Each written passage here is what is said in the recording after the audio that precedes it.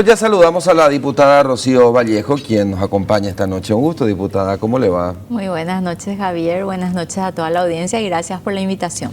Bueno, en dos conceptos te invitamos. Uno, por legisladora, pero también porque sos abogada. Entonces, ¿podés hablarnos con propiedad de estas modificaciones que ahora se introducen un poco tanto al Código Penal y Código Procesal Penal? Y básicamente es de la extinción de la causa, de la desestimación. A tu criterio, estas modificaciones aprobadas hoy en Cámara Baja, ¿a qué nos expone, diputada? Y después hacemos un poco el desglose. Sí, bueno, en primer lugar, el fundamento de la presentación por parte del proyectista, una realidad que no podemos desconocer, Javier, que es el tema de la excesiva mora en algunas situaciones, y entonces muchas personas como que esperando una resolución por parte de la justicia.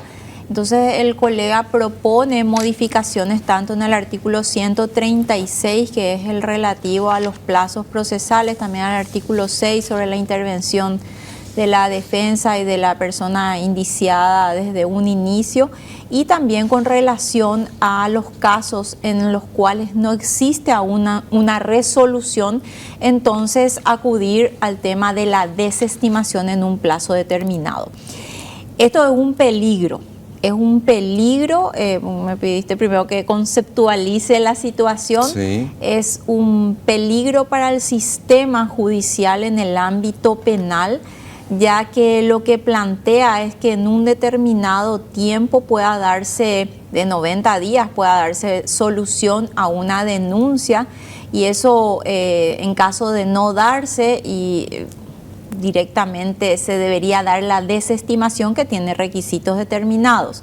Y por otro lado plantea, si bien el mismo plazo que hoy rige de 4 años de duración máxima del procedimiento, pero actualmente todos los recursos que se plantean son, el tiempo en que estén en las diferentes instancias son descontados de este plazo de 4 años. Y él lo que plantea es, sí, se va a descontar, pero solamente el plazo que te dice el código que debe durar ese trámite. Entonces, si son 10 días o 15 días o un mes, solo eso.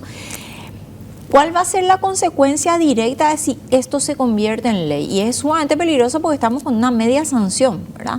Si esto se convierte en ley, todo el mundo lógicamente va a plantear la existencia de una ley más benigna, y vamos a tener en cascada casos que pasen al archivo o por esta nueva figura de desestimación con unos presupuestos que son, en realidad van en contra de lo que establece el código.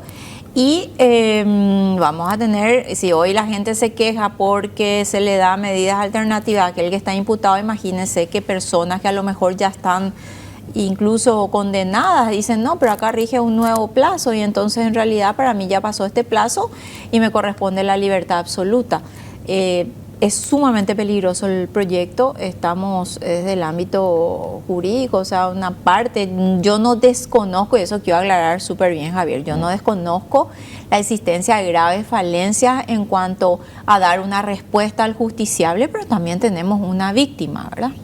Pero, a ver, diputada, lo que se está pretendiendo es, por un lado, o sea, agilizar estas cuestiones de los plazos para que se resuelvan los casos, que se disminuya la mora judicial, pero en contrapartida lo que estamos, y pregunto esto, ¿no es ocasionando un escenario de impunidad? Totalmente. A ver, vamos a poner con ejemplos porque es algo bastante técnico. En cuanto al artículo de la desestimación, ¿qué es la desestimación? Es una figura procesal por la cual dice el Código Procesal Penal, en caso de que no se pueda comprobar que existe un hecho punible, entonces se pide la desestimación de la causa. ¿Qué plantea el...? Ese es el artículo 305. 305. ¿Qué es lo que se plantea como modificación? Dice, presentada una denuncia y esta no tiene una respuesta por parte del Ministerio Público en 90 días, entonces el indiciado, la persona que está siendo señalada en la denuncia, se puede ir al juez y decirle que desestime la causa, es decir, sin investigar, a lo mejor, o faltando aún diligencias que realizar, Entonces el diputado hoy justificaba esto y decía, no, yo no digo que hay que desestimar de una, que se impute y después que se vea, va a tener 6 meses para investigar. Imagínate, más grave aún, porque vos para imputar tenés que tener elementos de sospecha. Y yo ponía, para no ir a lo del crimen organizado, porque él estuvo con unas estadísticas de que entran solamente 80 causas al año de crimen organizado y que entonces una nomás luego se resuelve, entonces no hay mucho problema, ¿verdad? Siendo que el principal problema de Paraguay hoy es el crimen organizado que se expande a diferentes niveles. Entonces le puse el caso de la violencia familiar. El año pasado la estadística decía que había 96 casos por día de violencia familiar. Llegamos a casi 40.000 denuncias el año pasado. A junio ya estábamos en 18.000 y más denuncias a junio de este año de violencia familiar.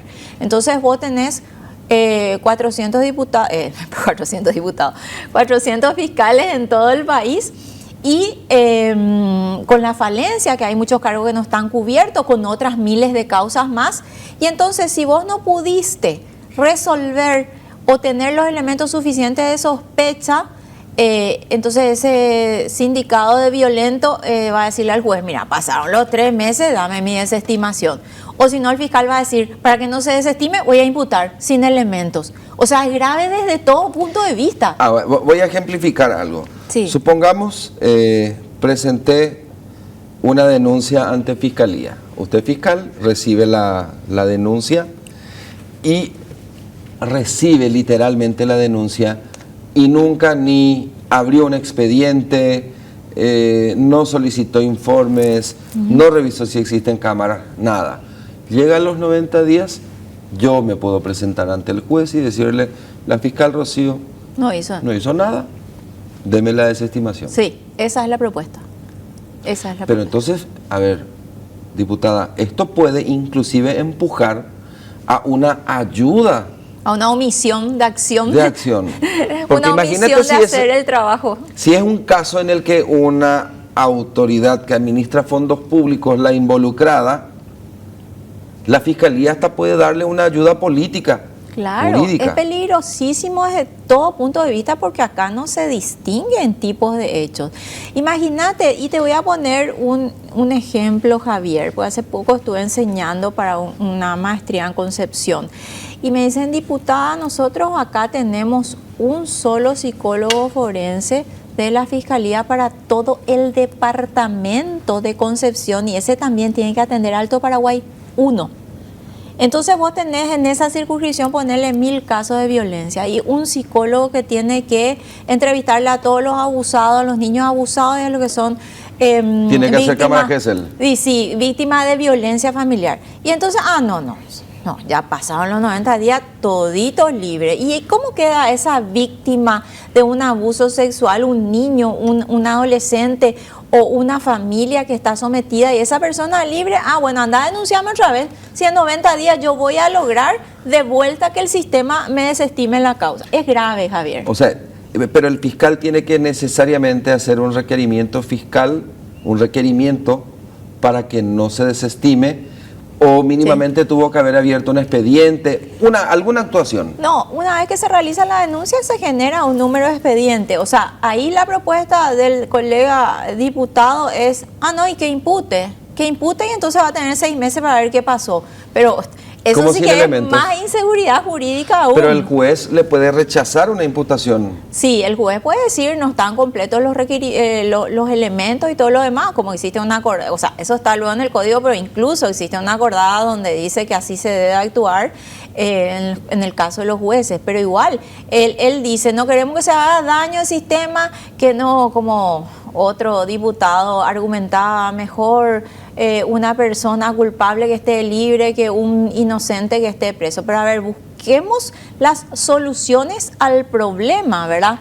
Existen muchas soluciones, para eso está la defensa pública, tenemos sistemas de control, que se hagan mesas de trabajo para buscar las soluciones a la morosidad, que yo incluso, Javier, eso estoy planteando desde la época de la pandemia, en aquellas mesas interinstitucionales que se armaron en la misma Corte Suprema de Justicia y no tenemos una respuesta. Están saturados los tribunales, pero, a ver, yo no desconozco el problema, pero esta no es la solución. A ver, Si se modifica, si el Senado aprueba las modificaciones que introducen ahora al artículo 305 del Código con respecto a la desestimación, esto podría empujar a un caso de impunidad. Total. Ahí van a sacar de una miles de casos que tal vez están en investigación, que tal vez están a la espera de un tiempo de un perito para que se pueda hacer las pruebas. Hace un tiempo, cuando estaba todavía la fiscal Quiñones, se había solicitado, para ponerte un ejemplo nomás, el aumento de técnicos para el laboratorio forense. Y yo había pedido un informe de cuánta gente había para hacer el estudio de los celulares. Hoy esta es la prueba madre de todo, absolutamente de todo. Hasta ubicación georreferencial te da. Todo. Entonces eran creo que 2 o 3 técnicos. Imagínate, 400 fiscales y 2 técnicos para hacer la descarga de los datos de los celulares. Y entonces no, 90 días y listo, todos libres. Bueno, ojalá realmente, yo le llamo a la cordura a los señores senadores. Yo me quedé totalmente sorprendida hoy con la mayoría que aprobó esto, pero bueno, y si llega a pasar al Senado, me imagino que el presidente va a vetar. Vos sabés que después el artículo 136, que en realidad esos ya son inclusive artículos que habían sido modificados del código original, ¿verdad? Sí. Dice que se extenderá por plazo razonable el término máximo de 4 años, una causa. Sí. Si se presenta hoy, aquí a 4 años, si no se hicieron requerimientos y demás, se puede extinguir. No, ahí existe un tiempo, justamente ahí existe una incongruencia también con la modificación que hicieron en el artículo 6, porque en el artículo 6 dice: el primer acto de procedimiento se considera un acto coercitivo contra la persona, una imputación a la notificación, pone varias variantes en el 6, y después ahí en el 136 te dice a partir del primer acto de procedimiento. Entonces puede ser cualquiera de esos, el primer acto, porque pone varios, ¿verdad? Entonces vamos a reinvertir. Sí. Vamos a la inviolabilidad de la defensa, que es el artículo 6, que será inviolable la defensa del imputado y el ejercicio de sus derechos, eso sabemos. Y aquí es donde agregaron un párrafo entero, agregaron de lo que es el artículo de esta ley original. Toda actuación del Ministerio Público que signifique un acto coercitivo directo de investigación contra una persona indicada, o el auto que admite y notifica de la imputación o de la providencia que tiene por presentada y notifica el requerimiento de una resolución alternativa del proceso. A eso se le llama primer acto del procedimiento. Primer acto. A partir de ahí, de cualquiera de esas situaciones, se cuentan los 4 años. Entonces, actualmente es así, dice a partir puede ser un allanamiento, una declaración indagatoria, la notificación del acta de imputaciones actualmente. Entonces, a partir de ahí 4 años, y a eso se le descuenta, por decirlo de alguna manera, el tiempo que estuvo en un incidente, en una apelación. Hoy, si ese incidente estuvo 2 años en una instancia, se descuentan los 2 años. Entonces es muy difícil llegar a los 4. O sea, puede ser 6. Puede ser 6. Sí. Pero vos sabés que eso habían alegado inclusive cuando ingresaron a la casa de Lalo Gómez, que habían presentado ya de esa manera, porque a partir de ahí consideraban que corrían los plazos procesales. Sí, por el allanamiento, sí.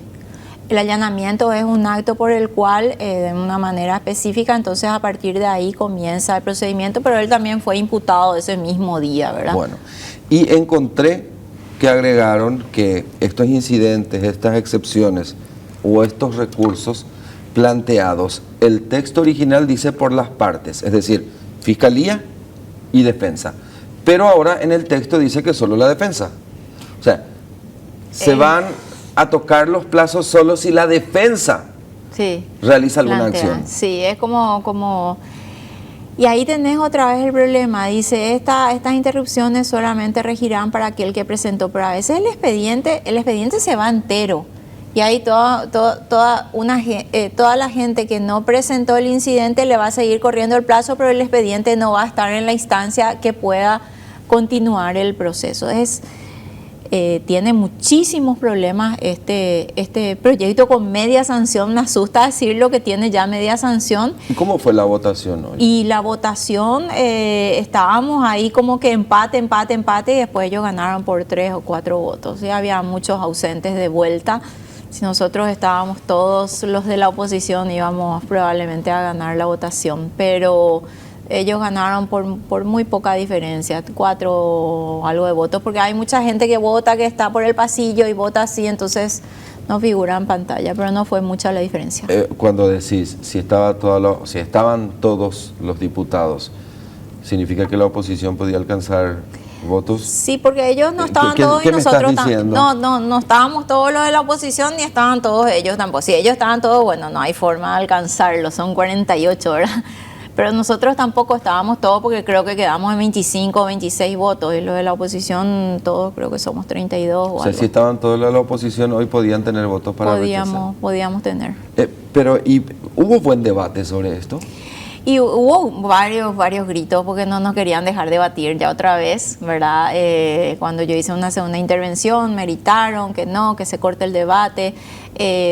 Argumentábamos Raúl Benítez, yo, también Roberto González, y del lado de ellos Derlis Rodríguez, Jatar Fernández y no me acuerdo quién más. Y ahí se acabó la discusión, ¿verdad? Es un tema muy técnico, expusimos en pocas palabras lo que significa esto, pero bueno, vos sabés que ahí se gana por votos, los argumentos técnicos no fueron tomados en cuenta. Pero esta modificación ¿existe una razón política de protección? ¿O en realidad es necesario esto que tenemos que retocar en el código? No, en realidad lo de la desestimación es una locura, ¿verdad? Sí, hay que ver algún mecanismo, tal vez sentarnos a hablar con el fiscal general y que él establezca como política interna, decirle a los fiscales, che, no puede tener 5 años una causa sin imputar o 3 años un hurto, o que él puede solucionar esto internamente. Te voy a recordar un caso. Sí. Cuando asumió recién el fiscal general del Estado, le habíamos hecho una entrevista a la fiscal Estefanía. Tenía el caso Metrobús. Y nos contó que ella no se había ido en esa Semana Santa a comer chipa con su familia porque el fiscal general le llamó y le dijo: esta causa está por alcanzar la prescripción, te vas a sentar, vas a analizar y si hay mérito vas a imputar. Y obviamente se quedó toda la Semana Santa. O sea, tuvo que ocurrir una cosa como esa para que la causa no se extinga. Claro, pero eso pasa ahora. Hay 11 fiscales adjuntos nuevos, 11, más los que ya habían, que no me acuerdo cuántos eran, algo así como 14, 15. Entonces, esto tiene que estar a cargo de los fiscales adjuntos, esa verificación de cómo están las causas de sus agentes fiscales. ¿Cuántas causas tenés? ¿De cuánta antigüedad sin imputar? ¿Por qué no imputas? Bueno, si no tenés sospechado, archivá, o desestimás si no existen méritos. Eso es gestión nomás. Eso es gestión de cada uno de los fiscales adjuntos en su zona, Javier. Pero esto, ponerlo de esta manera, decir, en 90 días no resolviste, imagínate un caso y vamos al crimen organizado, donde a veces se realizan tipo ultranza o estos casos así bastante importantes, meses de investigación previa, de inteligencia, de escuchas, para luego tomar una determinación y entender bien dónde está el problema. Y no, ahora en 3 meses ya va a morir todo tipo de causa, desde el hurto de un foco de la calle hasta el mayor narcotraficante del país. Y entonces, no solamente a partir de ahora para adelante, si esto se convierte en ley, sino de cuando sea ley para atrás, ley más benigna, todas las causas van a caer. Todas las causas van a caer. Es gravísimo. Asesinos, violadores, violentos familiares o violentas familiares, crimen organizado, drogas, todo va a caer. A ver, diste una opción, una cuestión de organización política interna del Ministerio Público, una opción para reducir ese índice de morosidad o de impunidad. Sí. ¿Y qué otras herramientas propones? Bueno, ahí una me parece esa, que con esta gran cantidad de fiscales adjuntos nuevos que tengan, establecer políticas de control sobre esta situación, ¿verdad? Sobre los casos que no están imputados y la antigüedad que tiene cada caso en cada unidad fiscal. Porque ellos constantemente también, Javier, están presentando informes, o sea, debe surgir de los informes cuántos años llevan sin imputar. Claro. Eso por un lado. Por otro lado, desde el punto de vista del Poder Judicial, que también tenemos morosidad, detectar exactamente, Central es un foco importantísimo, pero es porque está saturado. Central es el departamento con mayor cantidad de población y ahí existen menos fiscalías y menos juzgados que en Asunción, que tiene mucho menos gente, por decirlo, que Central. Entonces, la misma Corte debería proponer una reestructuración. De hecho, ahora en el Congreso se están aprobando varios juzgados en varios lugares como para descongestionar esto. Alto Paraná es otro lugar así bastante cargado, ¿verdad? Establecer dónde están los problemas y buscar los mecanismos, y si eso implica presupuesto, también debemos entender desde el Poder Legislativo y debe entenderlo el Ejecutivo, porque esto es un reclamo y hace la misma dignidad humana. Es cierto, también ahí puede haber mucha gente inocente que está presa, y también, Javier, el tema de la aplicación de las medidas alternativas que sean conformes a los criterios. Tenemos casos donde hurtó un shampoo de un supermercado adentro, o sea. Y otro que cuando miras la expectativa de pena es mucho más elevada, que tiene medidas sustitutivas. Sí, y hay otro tema, el tema de la tobillera. O sea, hasta ahora la famosa tobillera es un sueño. Ya es ley, ya se dijo que tiene que ser el Ejecutivo, el Ministerio del Interior, y hasta ahora no tenemos, ¿verdad? Hasta ahora no tenemos. Un ejemplo más y ya no te robo más tiempo. Pero ¿qué haces con esos fiscales? Supongamos esto no entra en vigencia. Pero ¿qué haces con ese fiscal que ya hace 6 meses está teniendo en su unidad la denuncia y no movió un solo dedo? O sea, mucho más allá de hablar y que el adjunto diga, podés avanzar en esto, solicitar un informe, pedirle pues a la ANDE que te entregue lo que sea, o pedir las copias de los cheques a tal banco. Y si nunca hizo eso, ¿qué hacemos con ese fiscal que hace 6 meses tiene una denuncia que probablemente sea no grave, o puede haber sido que sea muy grave? Claro. Pero tiene en su despacho hace 6 meses. Sin una respuesta. Y de vuelta, Javier, eso tiene que ser una cuestión de política institucional de la Fiscalía General del Estado, de establecer los mecanismos de que a ese fiscal no le salga tan barato no mover una causa o porque, no sé, no tiene tiempo, bueno, podría decir, listo, está muy sobrecargado, buscar los mecanismos, o lo peor es que porque haya algún tipo de connivencia para no mover la causa. Eso debe ser objeto de un constante control y también de una responsabilidad, lógicamente, de los fiscales. Y nada, yo insisto mucho en esta nueva situación de nuevos agentes fiscales adjuntos que tienen zonas específicas a su cargo y que se pueden establecer perfectamente mecanismos de control. Bueno, supongamos que este proyecto va a Cámara Alta. Va a ir luego. ¿Te asusta? No, y va a ir. No, que va a ir, y va a ir rapidísimo. Sí. Porque acá hay muchos políticos investigados, procesados y condenados que se van a poder beneficiar con esto. Sí. ¿Te animás a dar algún ejemplo? Tendría que tener así los datos muy precisos, pero sí hay algunas personas que están siendo investigadas y ese dato sí así como que recuerdo porque me tocó muy de cerca el caso del ex colega diputado Quintana, que incluso cuando entramos en el 2018 él era presidente de la Comisión de Asuntos Constitucionales, yo era vicepresidenta. Y él, antes de terminar ese primer año de mandato, recuerdo que ya fue imputado. Bueno, esa causa hasta hoy, 6 años después, no tuvo aún audiencia preliminar. 25 veces el... Bueno, y entonces ahí ya pasaron los 4 años descontando el tiempo, ya pasaron los 4. Yo estoy casi segura que ya pasaron esos 4 años que propone esta ley. O sea que ya se podría restar Plantear. 4 años y van a Sí. quedar... Descontando el tiempo que estuvo para las apelaciones, porque esta es una ley más benigna y se va a aplicar. ¿Se va a aplicar? No, acá tenés que descontar no los 2 años que estuvo en Cámara, tenés que descontar los 10 días que tenía para... ¿El Senado qué discutir. tiene que hacer con este proyecto? Rechazar.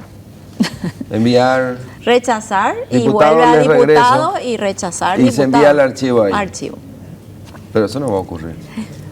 Javier, va a ser muy grave lo que ocurra si esto llega a ser ley. De verdad, yo estoy muy preocupada. Me imagino que todo el sistema judicial está preocupado también por todas las consecuencias que puede llegar a tener esto. De verdad, son muy graves. El colega nos ha presentado una sola estadística, nos vino a hablar de 80 causas de crimen organizado y como una nomás luego se resuelve, entonces no pasa nada. ¿Cómo vas a estar diciendo en el país donde no nos queremos convertir en otros países por el tema? ¿Sabes qué? El sicariato está llegando a las zonas urbanas. Está llegando a la zona urbana y donde cada rato te está saliendo toneladas de droga por nuestros puertos. O sea, iba a decir, no, acá no, muy pocos luego son los casos que entran de eso. O sea, ¿qué es lo que tanto? Eso va a ocurrir.